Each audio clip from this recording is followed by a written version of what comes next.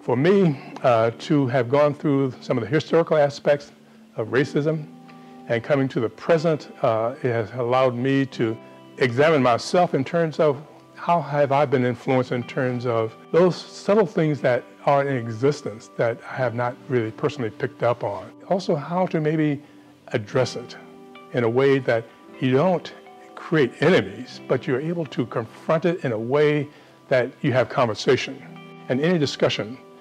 I do believe in telling stories. Yeah, I think that our stories tell a lot because we share a lot of stories. Mothers, for example, have children, and when you talk about your children, whether the mother is black or whether the mother is white, those stories can convey some important messages. Yet there are differences in those stories too, and those differences can be very influential.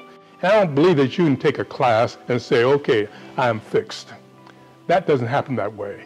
It's something that you have to apply every day in terms of your relationships, your friends, associates, whether in your job, whether it's in your social gatherings, where you live, neighborhood.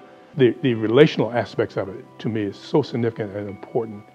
And how do we go about doing this? And when we're in isolated communities, that's not going to happen. We have to figure out ways in terms of congregations, neighborhoods, and other areas, and sports, and you just name it, to bring people together in communities so that we have this conversation.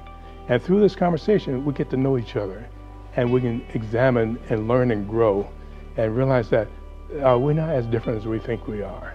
We need to be able to start to acknowledge that we do have power ourselves, and we need to work with our young people to get their education and share their stories, and not to accept those types of things that are of a discriminatory nature.